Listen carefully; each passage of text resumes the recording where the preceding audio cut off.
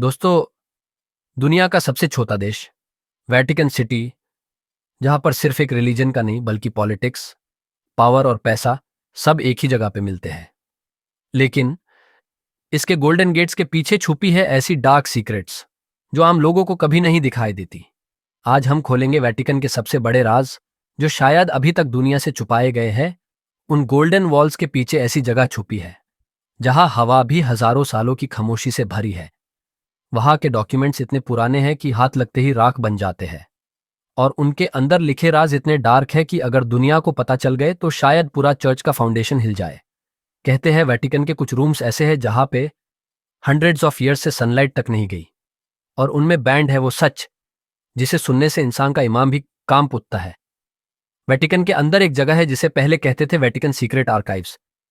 2019 में pope Francis ने इसका नाम बदलकर अपोस्टोलिक आर्काइव्स कर दिया, सिर्फ इसलिए क्योंकि सीक्रेट शब्द लोगों को ज्यादा सस्पिशियस लगता था। दोस्तों, यहां पर है 80 किलोमीटर लंबी शेल्फ जिसमें 12 सदियों का डेटा रखा हुआ है। पोप और चर्च के कॉन्फिडेंशियल लेटर्स, अग्रीमेंट्स और इवन किंग्स के प्राइवेट डॉक्यूमेंट्स। सिर्फ सिलेक्टेड स्कॉलर्स को एंट्री मिलती है, और वो भी लिमिटेड एक्सेस के साथ। सोचो, इतनी पुरानी फाइल्स, इतनी लंबी हिस्ट्री, क्या क्या राज बैंड है। इन शेल्व्स में मार्च 2022 में एक ऐसा सेक्शन ओपन हुआ जो हिस्टोरियंस बहुत टाइम से देखना चाहते थे। पोप पायस बराह के वॉर टाइम पेपर्स। उन फाइल्स में एक शॉकिंग लेटर मिला जिसमें लिखा था कि जर्मनी के कैंप्स में रोज 6,000 जूज और पोल्स को गैस चेंबर्स में मारा जा रहा है। मतलब वेटिकन को वर्ल्ड वॉर 2 के सबसे बड़े क्राइम की इन्फो थी, लेकिन उन्होंने साइलेंस चूज किया। सवाल यह है, क्या वेटिकन ने जानबूझकर छुप रहा, या फिर उन्हें प्रॉपर प्रूफ नहीं मिला? मिस्ट्री अभी तक सुलझी नहीं। 1980 में इटली का सबसे बड़ा बैंकिंग स्कैंडल हुआ, बंको अम्ब्रोसियानो का कोलैप्स। $1.3 बिलियन का गैप था अकाउंट्स में। इस स्कैंडल का लिंक वेटिकन के बैंक से निकला, institute for the works of religion. उस वक्त बैंक के चेयरमैन रोबर्टो कैल्वी, जो गॉड्स बैंकर कहलाते थे, लंदन के ब्लैकफ्रायर्स ब्रिज के नीचे हैंगिंग पोजीशन में डेड माइल, सुसाइड बोला गया। लेकिन सबको लगता है ये एक प्लान्ड मर्डर था। बाद में वेटिकन बैंक ने $250 मिलियन गुडविल पेमेंट दिया क्रेडिटर्स को, पर असली मास्टरमाइंड आज तक अननोन है। 2012 में वेटिकन के अंदर से एक बड़ा लीक हुआ जिसे बोला गया विकीलीक्स।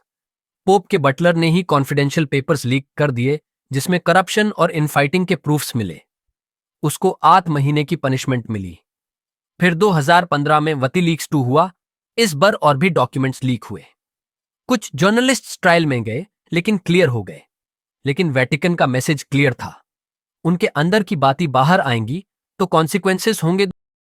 2021 में फाइनली वेटिकन ने अपना प्रॉपर्टी पोर्टफोलियो पब्लिक किया। सिर्फ इटली में 4,000 प्लस बिल्डिंग्स और दुनिया भर में 1120 प्रॉपर्टीज। लेकिन शॉकिंग बात यह है कि उनमें से 70% प्रॉपर्टीज से कोई इनकम ही नहीं आती, क्योंकि उनमें चर्च के ऑफिसेज हैं।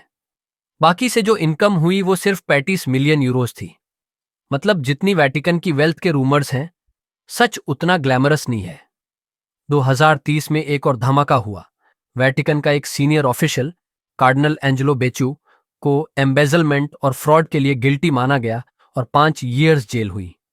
ये पहली बार हुआ जब इतने हाई लेवल के चर्च लीडर को पब्लिकली पनिश किया गया। लेकिन अपील अभी भी चल रही है, और सच के ऊपर अभी भी सवाल उठते हैं। दोस्तों, वेटिकन एक साथ एक चर्च भी है और एक सॉवरेन स्टेट भी। कुछ सीक्रेट्स प्रोटेक्शन के लिए होते हैं और कुछ पावर के लिए। उनके आर्काइव्स रियल है, बैंकिंग स्कैंडल्स डॉक्यूमेंटेड है, लीक्स प्रूव हो चुके हैं, लेकिन जो बातें अभी भी लॉक्ड है वो शायद हमारी जनरेशन कभी ना जान पाए। और यही मिस्ट्री वेटिकन को दुनिया की सबसे सीक्रेट जगह बनाती है। दोस्तों, अगर आपको ये जर्नी इंटरेस्टिंग लगी तो वीडियो को लाइक करो, चैनल को सब्सक्राइब करो और कमेंट में बताओ अगला राज किस टॉपिक पर खोलूं। तब तक अपने आसपास के राजों पे नजर रखिए, क्योंकि सच हमेशा सामने नहीं होता।